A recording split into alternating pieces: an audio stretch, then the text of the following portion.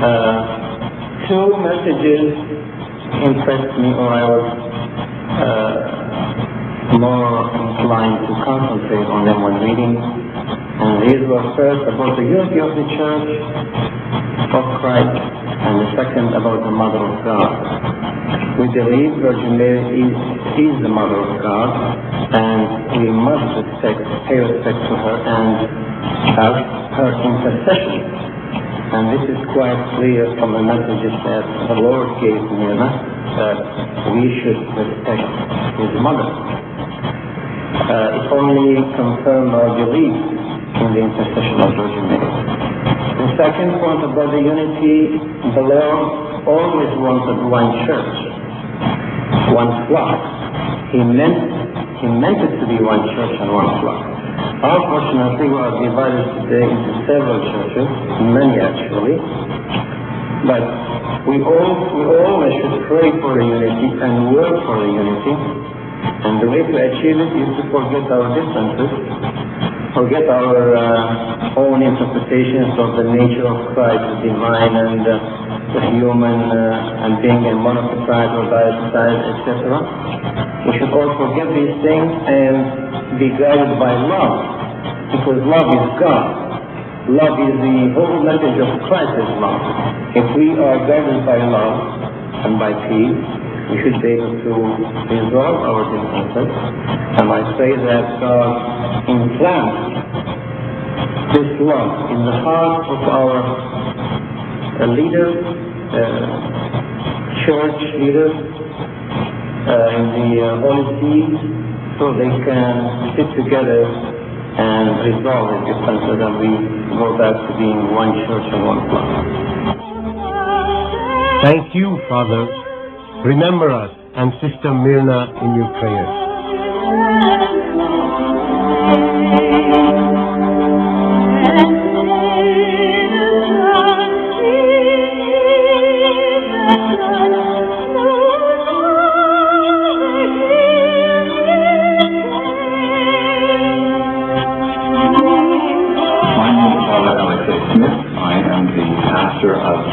Russian Greek Catholic Church here in El Segundo, California, and also the pastor of St. Paul Milkite Greek Catholic Mission, also here in El Segundo.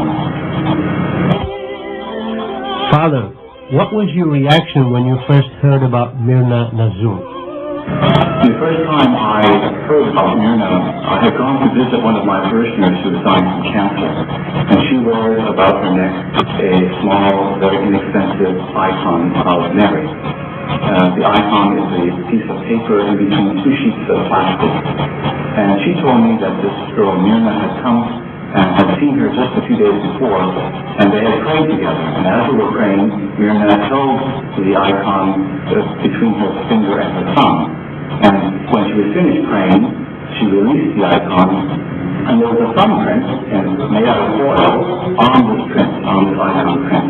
Well, when my parishioner told me this, I was very skeptical. I don't believe in many of this type of thing at all. So I just said, I told her last night, something like that, and I left it at that. And about a month later, I was called to one of my parishioners' home to bless the house. It was a custom of the Eastern Church after January the 6th to take the water which we blessed in that church and take it then to each parishioner's home and bless the home in commemoration of the baptism of Christ.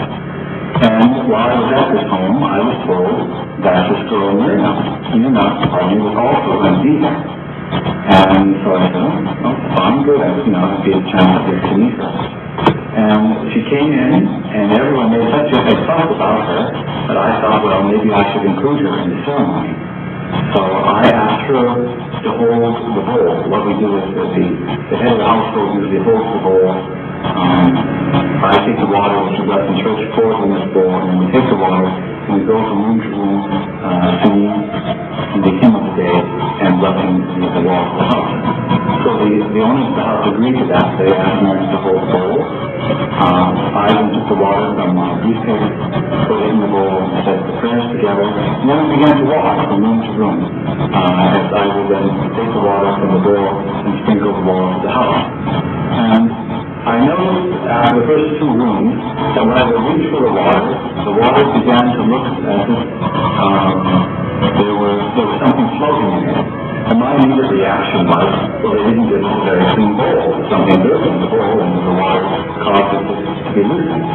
So we kept going from room to room that in the house. And by the time we finished, the water no longer looked like water. It looked like a milky substance, something like, and in the United States here we have this non-fat milk. Now it's very pasty white substance. It wasn't clear anymore at all. And to the touch, it felt like oil and not like water. And somehow, the human has this capacity to gush forth oil. Somehow it came from her hand and went through the bowl somehow and into the water. That was the second time, or the first time I ever encountered her. Subsequently, I have encountered her playing in the backyard in Soufanieh. Thank you, Father. Now that you've had a chance personally to know Myrna, what do you think of her? Certainly totally different from when I first heard about her at the lady's home. She's an incredible woman. It's impossible not to be in her presence and to be affected by her holiness, by her sincerity, by her gentleness, to look at her reminds me of, to be honest with you, it reminds me of many icons of Mary. It reminds me what perhaps Mary was like when she was young. Father, have you seen the oil come from Myrna's hand? And if you have, what conclusions can you make from this? Again, I went to the home of Mr. Khalil in Westchester area, Los Angeles here. Again, someone who was not really convinced that this was actually happening. And that evening at his home, there were about 150, maybe 200 people there. And we prayed together in the backyard of his home.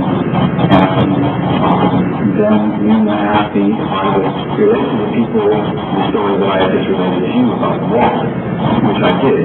And I had no more than finished this talk and she was sitting next to me at the time, when suddenly her hands just began to glisten. They began wet and glistening, shining with this oil.